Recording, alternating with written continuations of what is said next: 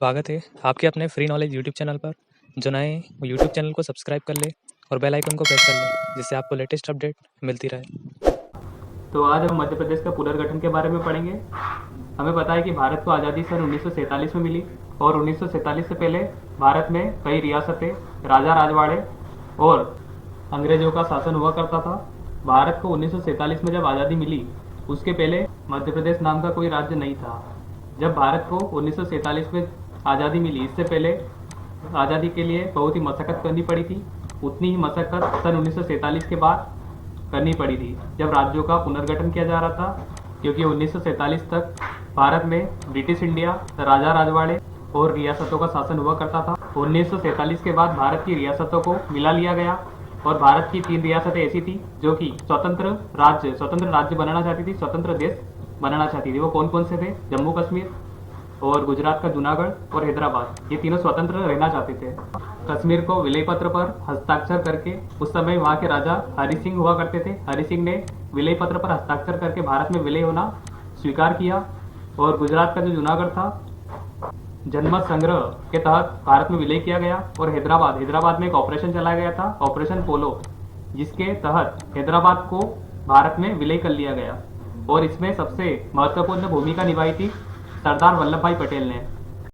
अब हम मध्य प्रदेश की बात करते हैं। तो मध्य प्रदेश को इजीली समझने के लिए उसको 4 पार्ट में डिवाइड करते हैं।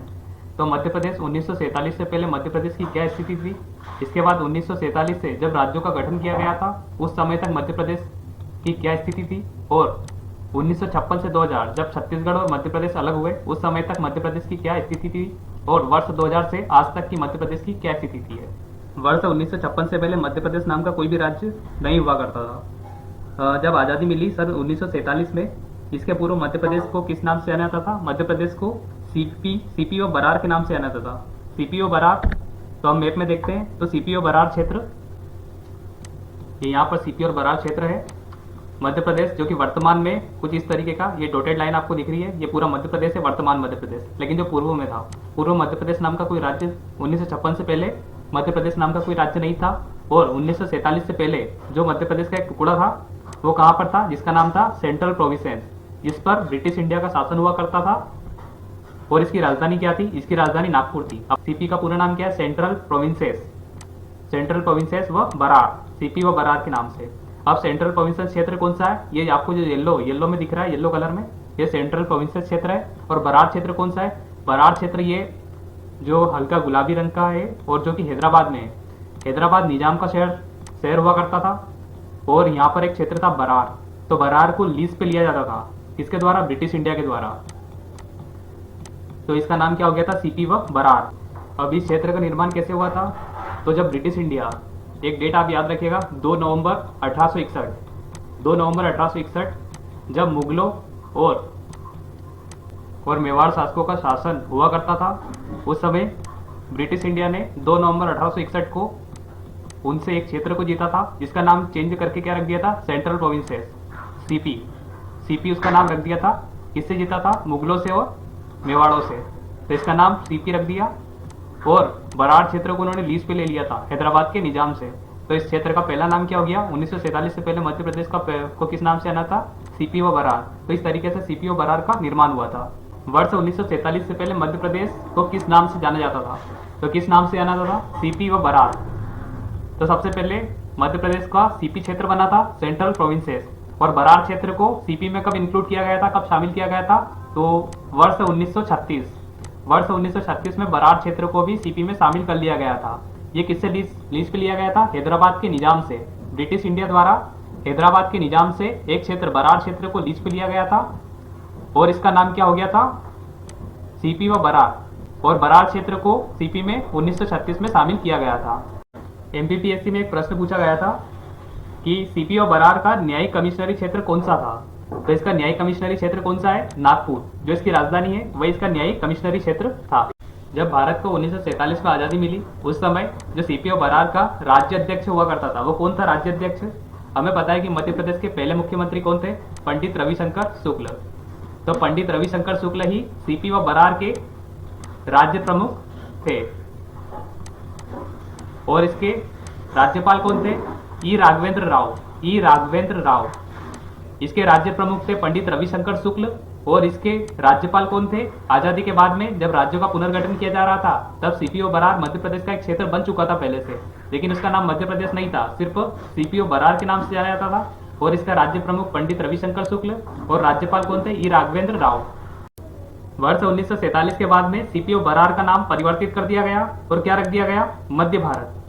वर्ष 1947 के बाद मध्य प्रदेश का को किस नाम से जाना जाता था? तो मध्य प्रदेश को किस नाम से जाना था? मध्य भारत। अब मध्य भारत में 3 भागों को जोड़ा गया था। कौन कौन से भाग थे वो? तो सबसे भाग ए में सीपीओ बरार क्षेत्र था।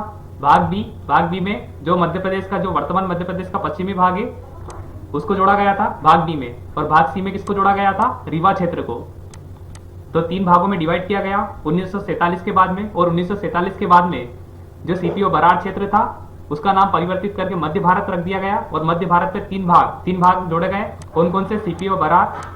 भाग बी में इंदौर क्षेत्र जिसको क्या बोला गया था? मध्य भारत। और भाग सी में विंध्य क्षेत्र। इन तीनों क्षेत्रों को मिलाकर मध्य भारत का निर्माण किया गया। तो वर्ष 1947 के बाद और 1956 तक मध्य प्रदेश को किस नाम से जाना जाता था? मध्य प्रदेश को जाना जाता था मध्य भारत के नाम से। तो भाग ए के बारे में तो हमने पढ़ लिया है, सीपीओ बरार का निर्माण किस तरीके से हुआ। तब हम भाग बी के बारे में जानते हैं, भाग बी का निर्माण किस तरीके से हुआ। तो भाग बी में कितनी रियासतें हुआ करती थी? भाग बी में टोटल 25 रियासतें हुआ करती थी। 25 रियासतों को मिलाकर भाग बी बनाया गया था, जिसका नाम क्या रखा था? मध्य भारत। मध्य भारत इसका नाम था। और इसकी राजधानी क्या क्या थी? इसकी राजधानी 2 हुआ करती थी, इंदौर और ग्वालियर। इंदौर को 6 महीने राजधानी रखा जाता था और ग्वालियर को भी 6 महीने राजधानी रखा जाता था। ऐसा क्यों किया जाता था? इंदौर में जो होलकर राजवंश था वो भी बहुत शक्तिशाली था। और ग्वालियर में कौन सा राजवंश था? सिंधिया राजवंश भी शक्तिशाली था। तो दोनों को 6-6 महीने राजधानी रखा जाता था।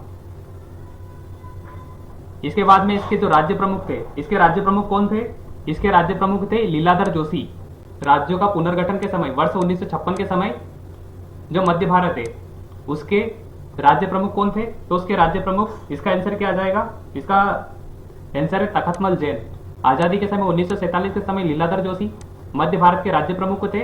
और जब राज्य का पुनर्गठन किया गया वर्ष 1956 के समय राज्य प्रमुख कौन थे? तखतमल जैन। और मध्य भारत में कौन कौन से क्षेत्र आते थे? मध्य भारत में जो चंबल क्षेत्र है वो क्षेत्र आता था और जो मालवा क्षेत्र है उस क्षेत्र को शामिल किया गया था। अब हम पार्ट सी की बात करते हैं। तो पार्ट सी को किस नाम से आना था? विंध्य प्रदेश के नाम से आना था। विंध्य प्रदेश में कौन सा क्षेत्र आया था? विंध्य क्षेत्र में रीवा क्षेत्र आता था। और इसकी राजधानी क्या थी? रीवा इसकी राजधानी थी। इसे कुल 38 रियासतों से मिलकर बनाया था। 38 रियासतों का विलय किया गया था और पार्ट सी का निर्माण किया गया था, जिसको किस नाम से आना था? विंध्य प्रदेश। और इसके राज्य प्रमुख कौन थे? इसके राज्य प्रमुख थे मार्तंड्य सिंह।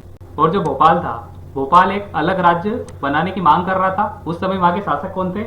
हमीदुल्लाह खान। लेकिन 1 जून 1949 को जब प्रजामंडल आंदोलन शुरू हुआ था उसके दबाव में आके भोपाल को विलय करना पड़ा था। और भोपाल का विलय कब किया गया था? 1 जून 1949।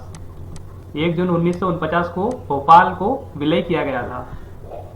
तो इस तरीके से हमारे मध्य प्रदेश का निर्माण हुआ था। लेकिन ये निर्माण पूरी तरीके से, इसके बाद में बहुत सारे परिवर्तन किए गए। वर्ष 1956 के बाद में बहुत सारे परिवर्तन हुए हमारे मध्य प्रदेश में। मध्य प्रदेश के कई भाग जो कि दूसरे राज्य में चले गए। भारत में कई प्रकार के धर्म के लोग रहते हैं, तो ये डिसीजन नहीं ले पा रहे थे कि राज्यों का जो पुनर्गठन किया जाए वो किस आधार पर किया जाए। लेकिन जो संपूर्ण भारत और दक्षिण भारत से विशेषकर मांग की गई थी कि भाषा के आधार पर राज्यों का पुनर्गठन किया जाए। तो हमें पता है कि राज्यों का जो पुनर्गठन किया गया था वो किस आधार पर किया गया था? भाषा के आधार पर। और भाषा के आधार पर जो गठन, पहला राज्य था गठन होने वाला, वो आंध्र प्रदेश था। इस विषय पर आपको क्या लगता है कमेंट में बताएं। वीडियो पसंद आया हो तो वीडियो को लाइक करें और चैनल को सब्सक्राइब करें। जय हिंद।